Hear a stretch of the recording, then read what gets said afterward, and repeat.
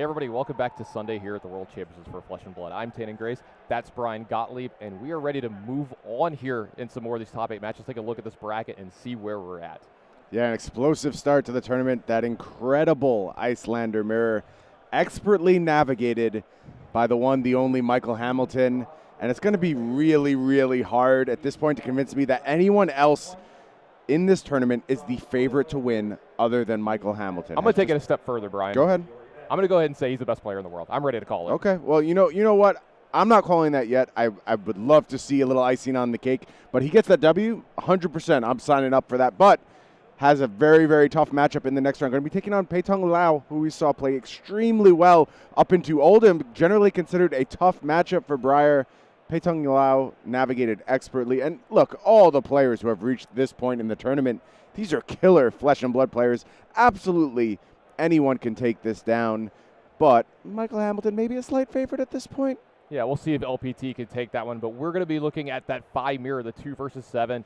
And if we're talking about Phi, and we're not talking about Doha, we're talking about Daniel Rutkowski in this tournament, and it seems like for a couple months now, he's just been championing this so Tannon, well. look at that competitive event record. Is that good? 59-15. That is preposterous. And I will tell you, playing against Daniel Rutkowski, none of that is a mirage. This dude is a killer, especially on this hero. I think it's preposterous 15 people beat him during this span. Fair enough. Fair enough. No, absolutely incredible player, and has been sort of champion Phi, and also refining this deck list. Of course, had that heartbreaking second place over at U.S. Nationals after pacing the field all day long. Again, a dominant performance here throughout the Swiss rounds, looking to maybe right some past wrongs and go ahead and get that title. And, I hate getting ahead of myself, Tannen, but I think everyone saw this bracket and started thinking, there's potential for U.S. Nationals rematch here, and that Fire and Ice showdown may be in the cards, but you got to win these matches first, and there's going to be a very tough opponent across from Daniel Rutkowski. Yeah, I'm trying not to get ahead of myself as well. I was actually just talking to someone about this off camera. This is kind of a Michael Fang, Tarek Patel thing that we had last year where they kept meeting each other again, and, calling finals into nationals, and now we're going even a step further with nationals into worlds. So possible cool headline that we could have, but they've got a tall order in front of them here. They've got to win their matches to get to that final. Let's take a look at Daniel's deck list here that we've been seeing him just expertly navigate all weekend long. And, it's going to have what you think in there. There's a lot of red cards. Yeah, a lot of red cards. Some interesting additions here. Things like that one of Winds of Eternity, just getting an extra block 3 into the mix. And what I really want to focus on with Daniel's list is explosive potential. This deck very much has the ability to put up absurd numbers of damage, and all Phi lists do. That is true. But when we get over to Rob Catton's list, you're going to see a little bit more of a measured approach, and I think what I really want to pay attention to as we go through this matchup are those Art of War turns. Art of War turns scary no matter who the Phi is, but I want to point to things like 3 Phoenix Flame, 3 Flame Call Awakening, 2 Rise from the Ashes. That means that when Daniel Rutkowski goes off, he can go off bigger than your average Phi deck, and we're going to have to watch and see if he can get off one of those monster Art of War turns here.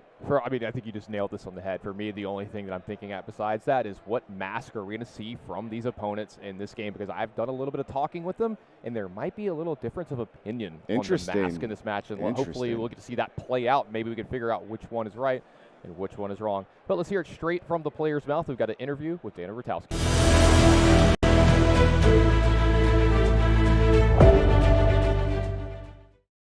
Here with another top 8 competitor, Daniel Rutkowski. Daniel, you've been on fire these last couple of tournaments. Great run at nationals. Now you're in the top 8 of worlds. Has it sunk in yet? Yeah, no, for sure. It sunk in a couple of rounds ago because I was locked after round 14, I think. Yeah, so now I'm kind of just really tired. Already kind of celebrated and had all those feelings. Yep. All right, now I noticed that in the top 8 in the first round, you're going to be playing a Phi mirror. How are you feeling about that matchup? I feel really good. Obviously, well practiced on 5 and playing it for quite a few events. I think our list is very strong in the mirror. I'm excited to see my opponent's deck list so I can kind of get a better feeling of how the matchup will go, but definitely looking forward to it. Now, are your team going to go back in the bunker and make sure you get everything right, or are you just going to go to sleep? Yeah, 100%. We're going to build every deck I'm playing against tonight. I'm going to play games tonight. I'm going to play games while waiting for my matches tomorrow. Going to be prepared. Well, good. I hope you are prepared. I hope you make a deep run tomorrow. Get yourself some sleep, and good luck. Thank you. great words from Daniel there. We'll have to see if some of that's going to play out in his matches here in this top 8. And look, we talked about how impressive Michael Hamilton was and how I think that he might be the best player in the world. The last thing I'm going to say about Daniel Rutkowski is he has been the most impressive player in the world the last 2 tournaments that we've done with Nationals and this. What he's done in the Swiss rounds of these tournaments, I don't know if we're going to see that anytime soon. Fair enough, but I don't want to sleep on Rob Catton either. Absolutely. A very impressive performance. Our last undefeated player in the field as we move through these rounds. And I talked to Rob. Look, you see a less robust competitive event record there, 12-9. This is sort of Rob's first big shot, but there were some nerves. But at the same time, speaking to Rob, I felt like he settled into his position very well, got very comfortable as the day went on, and didn't really seem struck by the big lights, the big stage, just wanted to do his best. And I have seen in his play absolutely has the potential to elevate himself into one of these top tier players. Just has to now do the work, get it done. And we'll see if that sort of new stage, being down there in the feature match area with a crowd gathered around, getting loud, getting anxious, I want to watch carefully to see if that influences Rob's play. Thus far has done a great job mitigating those nerves, but you have to do it throughout the entire tournament. I don't think I can say enough about Rob. You hit most of it there that I would possibly say myself. The fact that I think he became one of my new favorite players here this weekend. Very soft-spoken, but in a very polite way. Yep. But you could tell there's a mind behind this game. You could tell that he's really good and that there's a reason why he's here in this top 8. He's very good, absolute sweetheart, and just a great player and very fierce competitor on the table. So it's the kind of guy I wouldn't want to see sitting across the I also don't want to sell him short. He's got a calling top 8 in New Jersey, an extremely tough field, very nice finish at PT Lille, finishing 34th, and number 65 in the world in constructed. That's going to go up a little bit, by the way. That's not a slouch player. That's a really, really strong player. So I'm very curious to see if Rob is going to go ahead and sort of make his mark on the flesh and blood scene. Already has, honestly, this weekend, but can he really stamp it home authoritatively? Yeah, the UK has got to be just bursting with pride. I know they said they've been staying up really late trying to watch these games. He's been texting friends back home. Yeah, and of course, a UK champion of the last Pro Tour, looking to go back-to-back for that nation. So absolutely. That would be huge for them. That's a big feather in their cap if they can get that. Let's take a look at that deck list that's going to be going up for Rob Caton, if he's going to be able to win this mirror match. As I mentioned, a little bit less explosive potentially, instead relying on things like take the tempo and that double strike too. And you mentioned the mask, Tannen. When I see that double strike, it makes me think Rob may want to lean in more to Mask of Momentum and maybe Mask of the Pouncing Lynx showing up on the other side. But there's so much debate. And when I spoke to Matt Rogers was thinking this was a double Mask of Momentum showdown. So it's going to be really interesting to see where these players fall on that. I'm actually going to go in the other end. I think it's going to be Mask of Momentum for Rob, and I think it's going to be Mask of the Pouncing Lynx for Rutkowski. I'm going that. I think with the way the decks are built, maybe I agree with you, Tannen. I agree. Yeah, I think there's a good chance that double strike is going to go ahead and power up that Mask of Momentum. Matt Rogers, almost never wrong. Let's get that right. He's definitely way better and smarter at the game than I am, but I'm going to go with a different take here. Yeah, so we'll see how that plays out as we head down to our feature match area in just a few moments. Yeah, but we're going to have a short interview with Rob Caton right before that.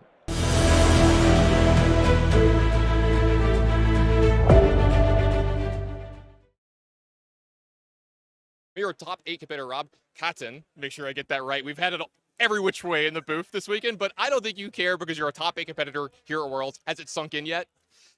I think it will tonight, especially when I pay for dinner. Yeah. Would you pay for dinner, is what you said? Yeah, I've said that, but we're in California, so I don't know how bad that's going to be. But yeah, I've texted all my friends who are, trying to stay awake, and they're all thrilled for me. So yeah, it's going to sink in soon. Yeah. All right. I got to ask this. Are you going to be one of the guys like straight to bed after this, or are you going to build all the decks, get some more testing in? Oh, I'm a straight to bed sort of guy. I'm super boring. We're going out for dinner, and then I want to get as much sleep as I can. I'm still quite jet lagged, so I've been keep waking up at like 4 a.m. and thinking it's 9 a.m. So yeah, straight to bed. But I'm going to be pretty chill about it, to be honest. Like I've done my job, and now the rest is all gravy on top. So.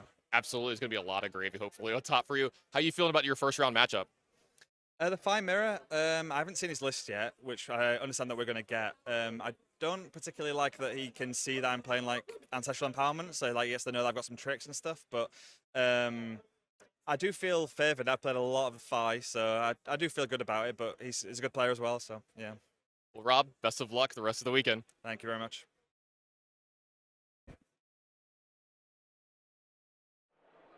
straight from the horse's mouth. Rob Caton telling us what he thinks is going to happen in this matchup, and it's hard not to root for him here. You know, it's like I'm a big fan of both these players. Obviously, Rutkowski's in America. We've been, I've been kind of talking about this all weekend long. It's nice to see the Americans finally show up. You heard me. I'm gonna give credit when it's due and credit when it's not. And they have not shown up to these Pro Tours, but they really showed up here this weekend. But the UK has really showed up at the Pro Tour so far, and they're trying to add that World Championship. So it sounds like the players are almost ready. We're going to head down to that feature match in just a second. Do you have any predictions for this match, besides that it's going to be fast? It's going to be fast. It's going to be furious. It just feels like Dan Rutkowski is a man of destiny right now. Not to take anything away from Rob. Not only a great player, a generous one, likes to take his friends out to feast and celebration whenever he does well. Did so over in New Jersey. Did so last night. My invite. I know I didn't get an invite either. I don't know how I missed that one. But Rob, if you're watching this back, I know his friends are rooting for a run back tonight. I am going to go with Dan in this matchup, though. But we play the games for a reason. Let's see what's happening. All I'm saying is whoever wins tonight better take all of us out to dinner. That would be nice. Yeah. Nice. We Don't can just forget spend about the your whole casters. We can spend the whole 100K tonight. They still get the Pro Tour card. I'm down. But I think the players are about ready. Checking in with it. It does sound like they're ready, so we're going to head on down to that feature match and get this 5 mirror started.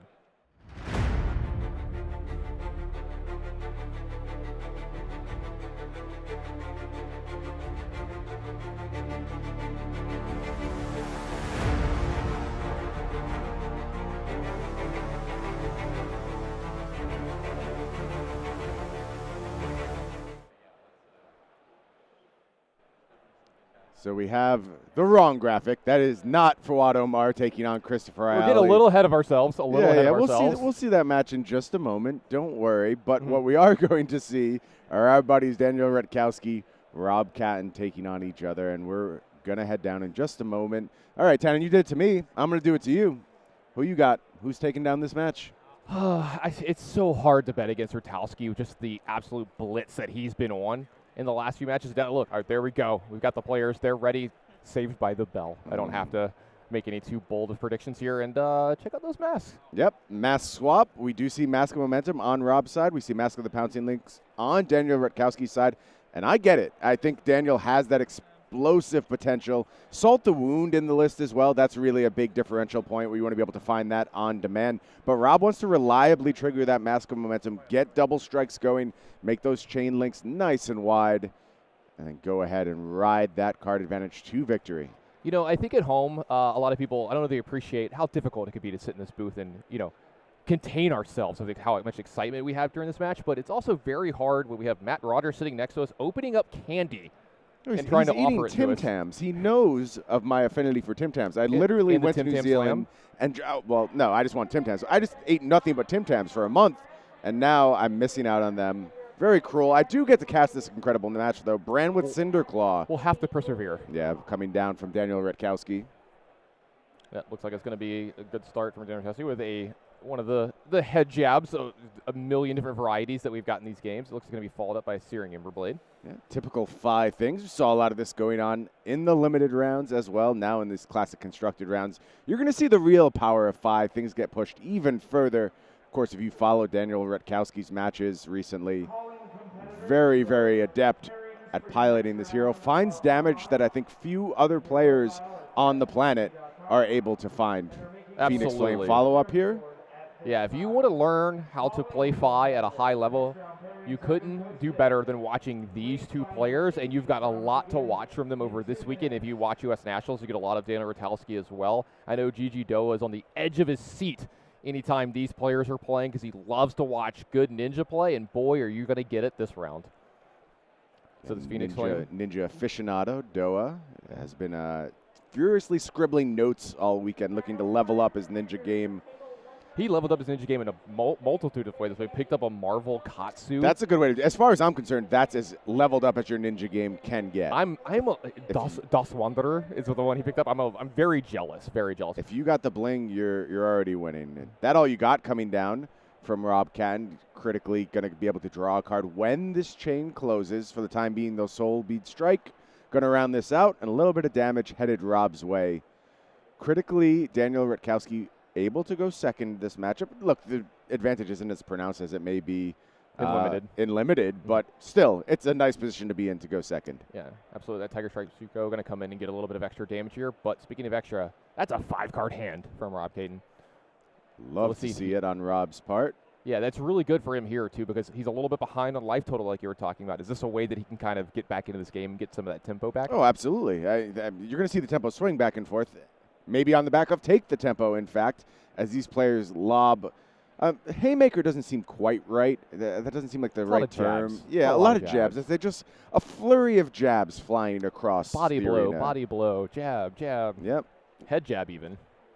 Maybe a head jab. There's quite a few of them in this matchup. Yeah, virtual head jabs. Of course, we're going to do this trick we've seen so many times from these Fies. Belittle goes and finds the blue minnowism.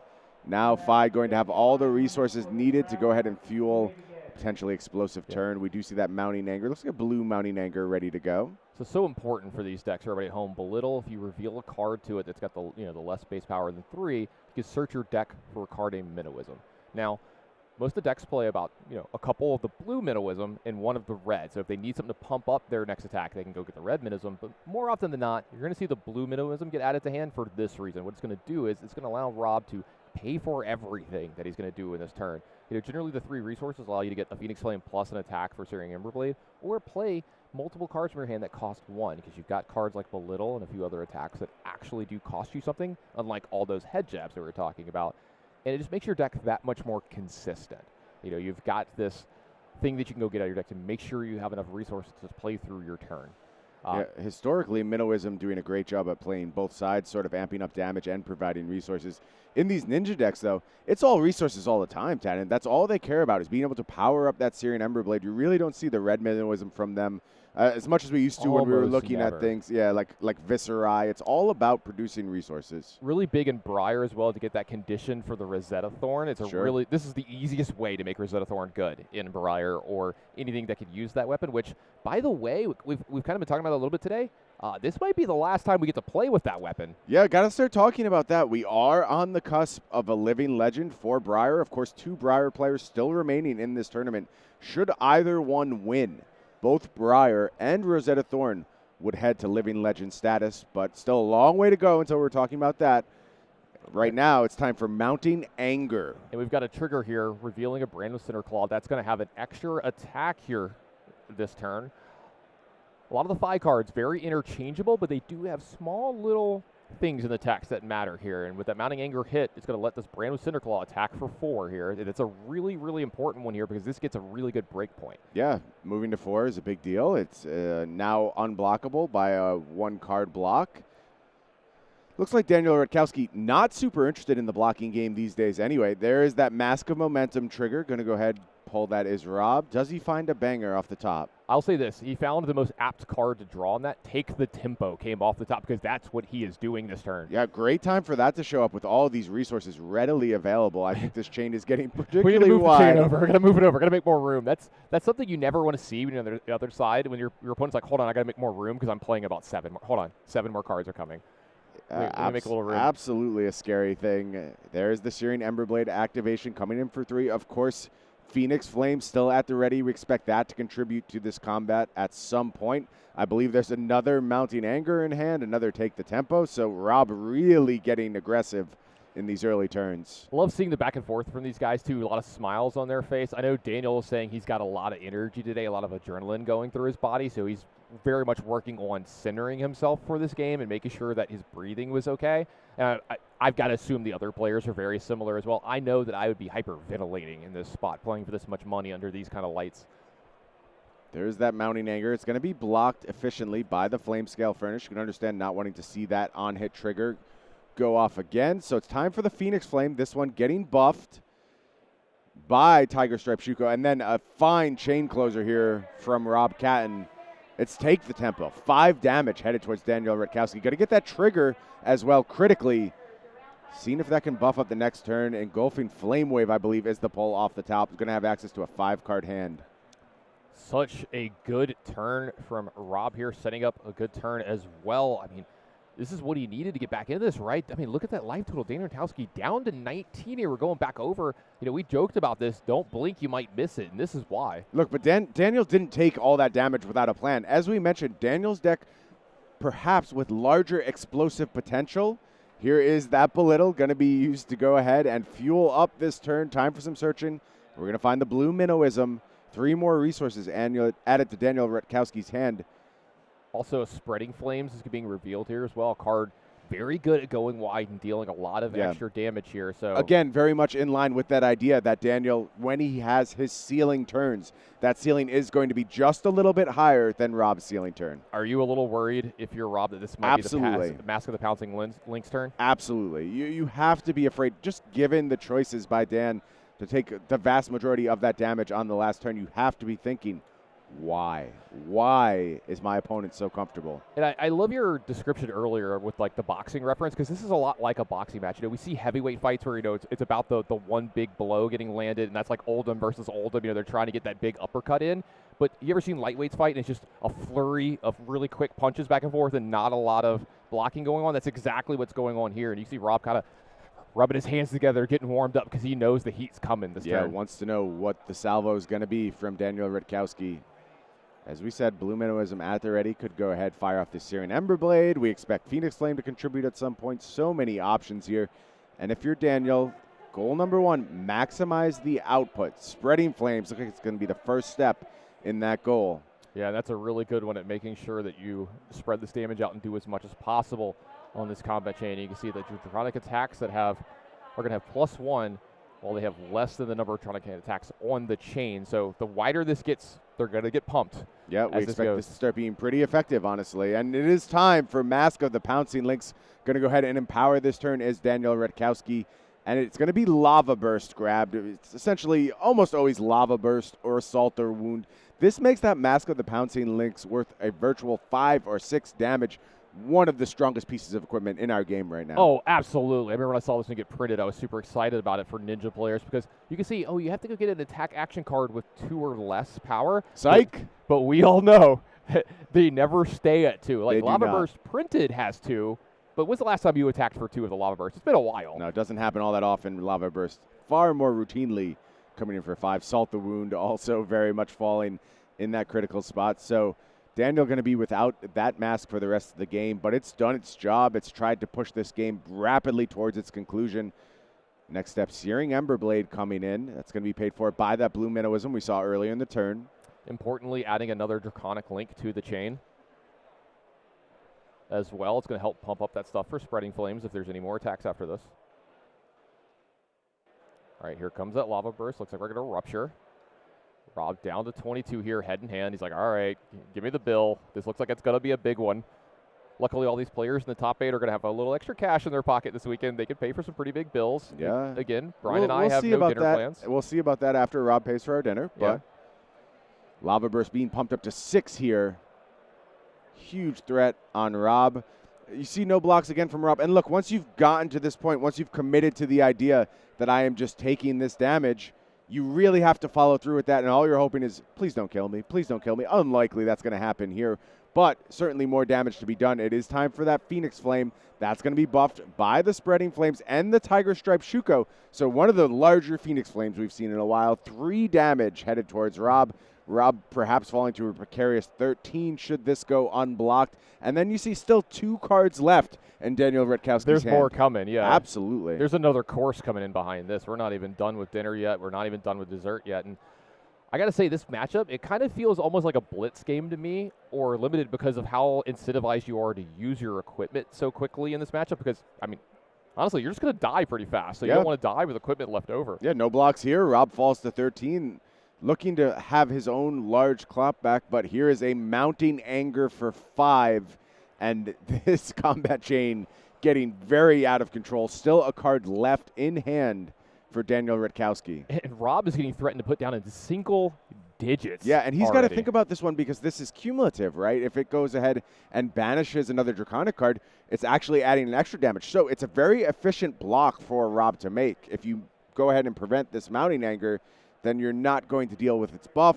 It's kind of worth 2 blocks for 1 in a lot of ways. So Rob has made it this far without scumming to blocking. Does he have the resolve to one more time say no blocks and try and go into his own turn and produce enough threat? That's exactly what Rob is trying to figure out here. You can see doing the math, really trying to figure it out, because the problem is, like, yeah, he can go down a single digit to keep all his cards here, but if you go too low and don't present a good enough turn on the way back, Daniel can do the same thing and then try to kill I'm you. going to say something terrifying to you right now, Tanner. What if that's assault the wound in hand? Oh, I don't know if Rob can get out of this. That's assault the a wound in his really hand. scary possibility. And maybe he's thinking along those lines. There's other good possibilities as well. It doesn't have to be Salt and Wounds for this output to be absolutely massive. It is going to be Mounting Anger. It's going to be Banishing Lava Burst, Oh, and that is no. another extremely strong option here. Huge buff to this Lava Burst, +1 from the Spreading Flames, +1 there. And that's going to represent 7. Is Rob going to fall to 1 here and sort of find himself vulnerable to that Phoenix Flame lock we talk about so often? Yeah, that's the scary spot. You don't want to be in too low of a life total where you have to start blocking Phoenix Flames, but this is the nightmare scenario for Rob, and here we go. He's going to start bringing out some of the equipment to soak some of this up. What a turn from Daniel Rutkowski. I'm going to have to go back and watch this again and see how much damage exactly outputted this turn, because this number is large. Massive damage, a huge Phi chain link showing what this hero is capable of. Rob just going to do a small block with the Flame Scale Furnace, basically saying, I want to threaten you on my next turn. I want to put you at a vulnerable life total. Ideally, 1-ish is what I'm looking for. I don't think Rob has any visions of killing Daniel this turn. It would have to draw almost perfectly.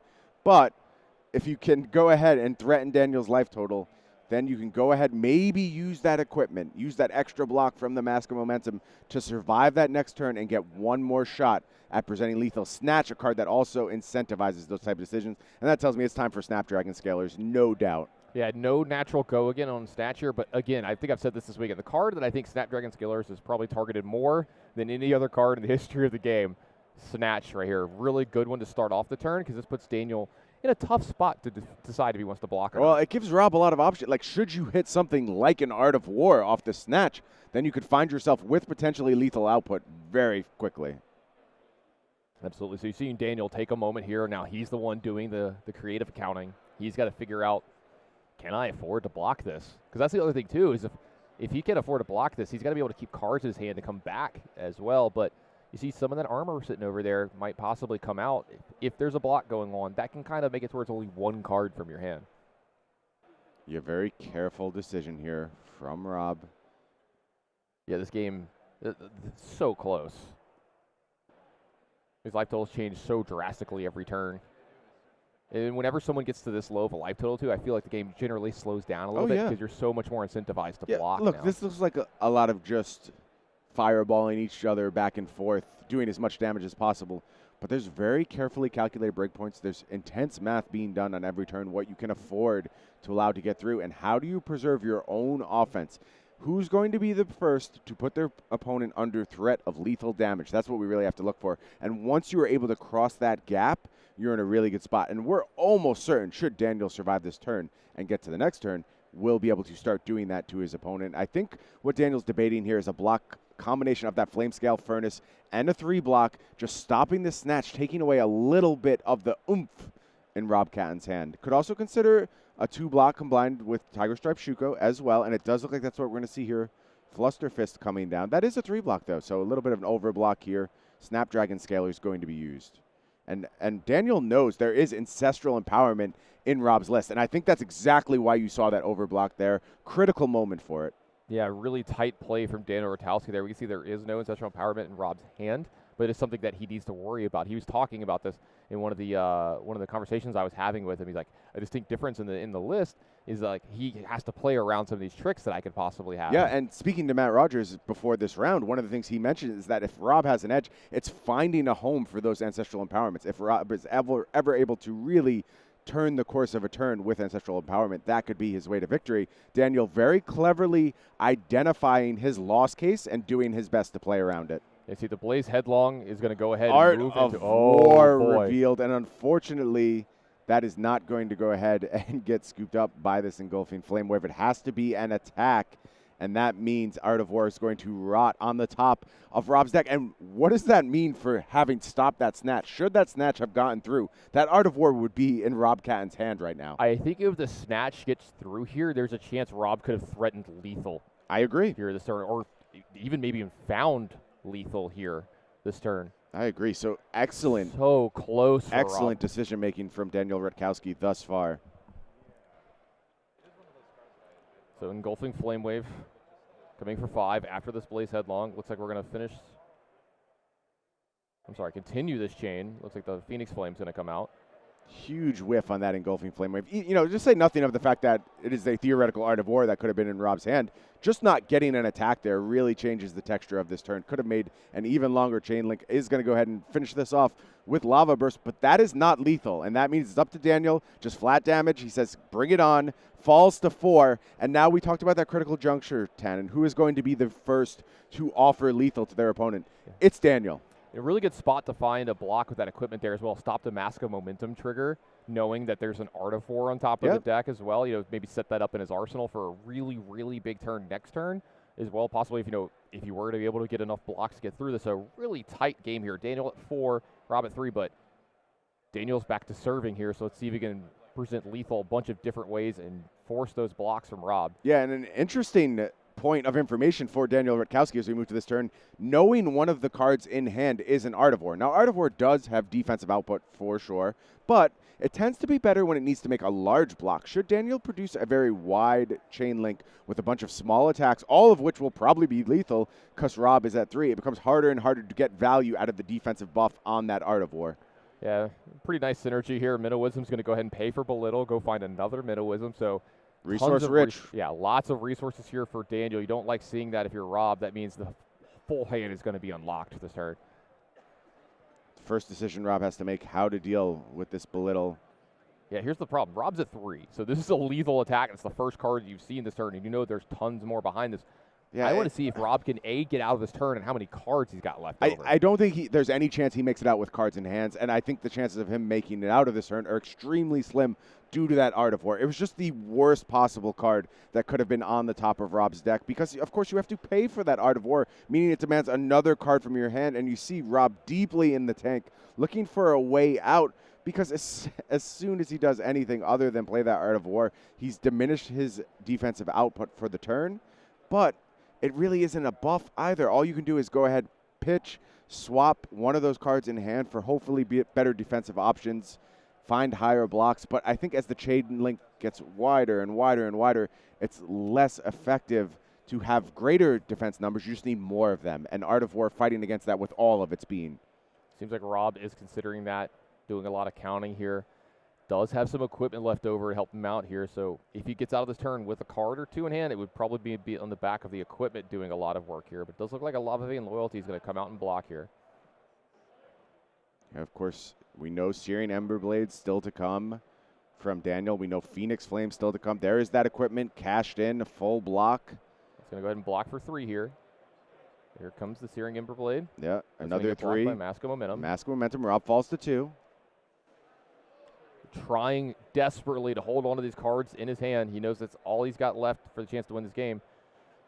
So it looks like the Phi ability is going to get activated. Okay, we're out of cards now. Yeah, this is big. All right, so here comes Phoenix Flame. This is only attack for 1. Rob takes it. Okay. Rob found a line to get himself out of this turn with multiple cards in his hand. That's a big win for him. Well blocked by Rob, absolutely. And now can he turn that Art of War into an offensive card? Are we looking at 2 cards in hand or 3 cards in hand?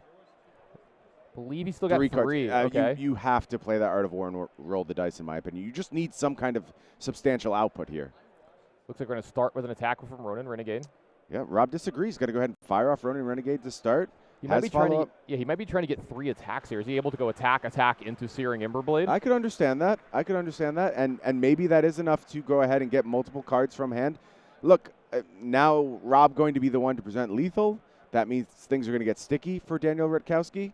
Yeah, this is the part of the match where, at the beginning you see, hey, how much can my hand do? Well, how much can your hand do? There's almost no blocks. This is the part of the match where it gets down to the nitty-gritty, the dirty, getting in the mud. You got to get your nose in there and really scrap. Yeah. Because every little point matters here.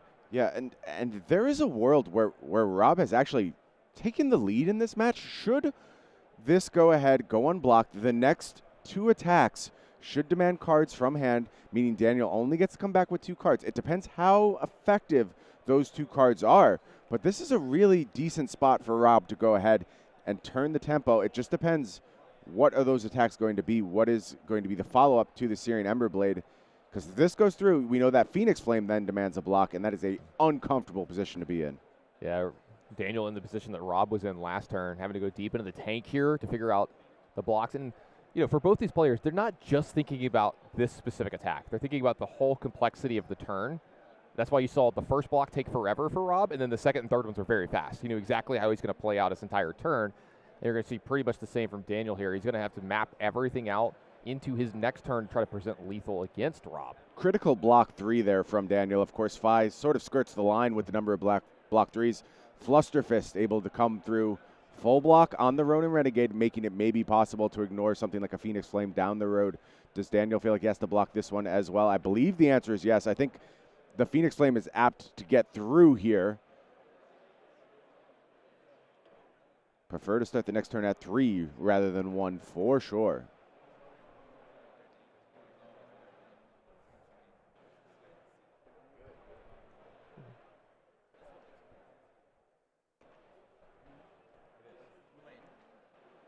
Looks like a Command and Conquer going to come out to another block 3. Very good timing on these block 3s from Daniel Rutkowski. Playing an intro game of Flesh and Blood now. No equipment out there in the arena, all used up. And that means it's going to be the cards that speak for themselves. And it's double strike coming down from Rob. Extremely good at getting wide. Would have been an absolute nightmare for Daniel. But here's the further problem. This is 2 Draconic Chain Links. No more resources. That means no Phoenix Flame follow-up. And Daniel can go ahead, take this double strike, take the next double strike, fall to 2, and a pretty decent hand for Daniel potentially on this clapback. Yeah, finding a spot where he can actually possibly get into the next turn with some cards in his hand. The most important thing in these is, can you survive with cards in your hand to be able to attack? Because if you ever get to the point where you have to block with the last card in your hand, that is the beginning of the end. You're going to start getting run over by 5. It really feels like that break point is when the first Phoenix Flame gets blocked. As soon as that happens, you're in the lock. It's very, very hard to come back from that point. And Rob, at 1, is going to have that decision dictated to him on this turn. Any Phoenix Flames will have to be blocked by a full card from hand. Can Daniel Rutkowski find a way to get multiple chain links wide? It looks like it's just going to be Blaze Headlong for 4.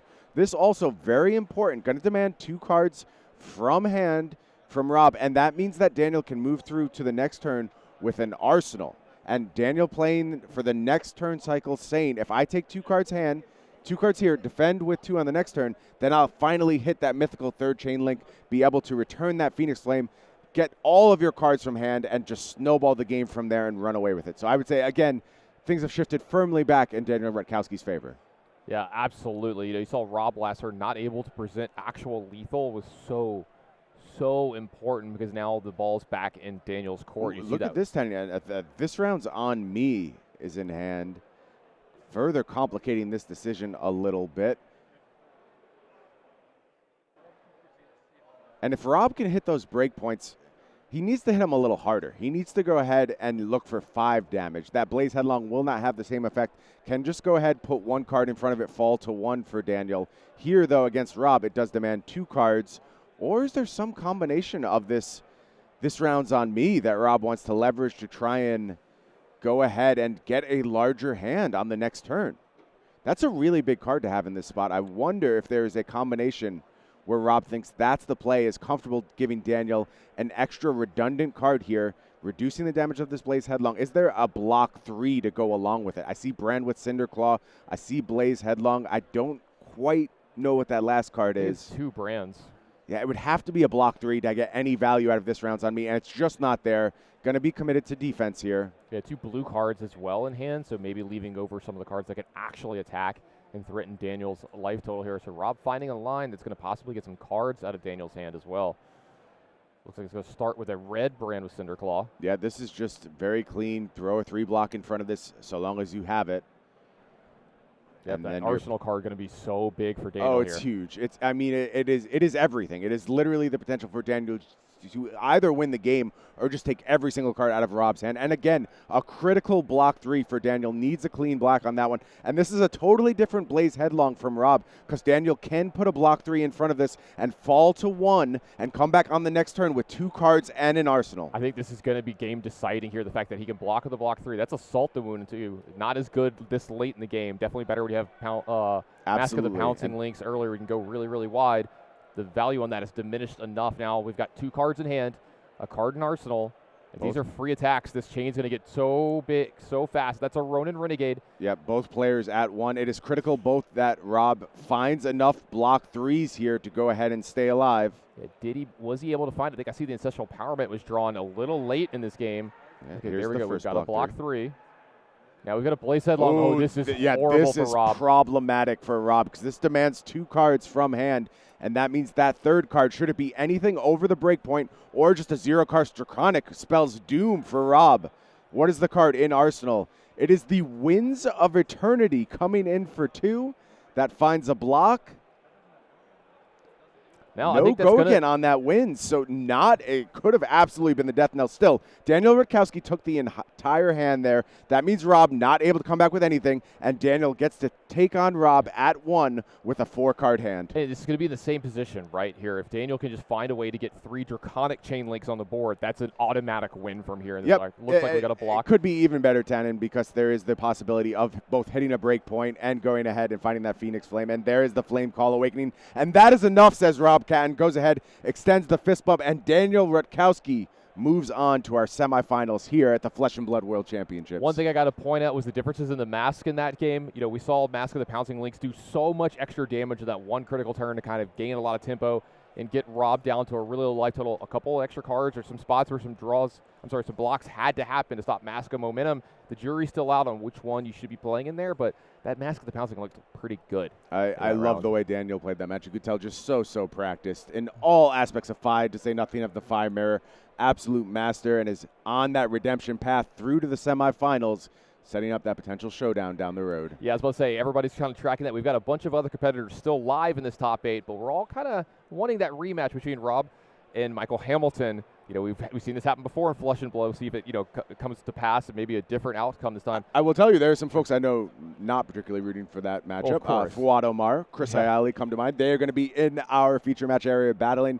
And, of course, our buddy Matt Rogers stepping in to do content here. And, look, if you didn't have one of the greatest Flesh and Blood players, Matt Rogers, teaming up with one of the greatest esports casters of all time, Doa, on your bingo card for this weekend, I don't blame you, but I am stoked we get to see this combination. Great to see these guys in the booth together. Yeah, usually when I'm not in the booth, I do watch some of the matches, or I'll walk over and watch some of it. This one, I'm going to be right off to the side where you can't see me. I'm going to be listening just as much as everybody at home, because this is an actual treat that we have for y'all set up for that next match. But as we said, Rutkowski wins this one over Rob Caton. Nothing to be ashamed of. Great tournament for Rob. Incredible performance from Rob, and a great dude. I hope all of his friends appreciate him, taking him out to dinner and pay him back in the future. Or maybe Rob will just keep winning more and can just keep taking everyone out forever. Yeah, absolutely. I want to go shake his hand, tell him he did a really good job. He can keep his head high all the way back to the UK, and everybody at home is going to be waiting to welcome him as a hero and a great ambassador of the game here this weekend. But like we said, we're going to be back with that last semifinal in just a moment. That's going to be Gigi Doa and Mr. Matt Rogers in the booth. So we got a treat for y'all, so make sure you don't miss that. We'll be right back with more Flesh and Blood.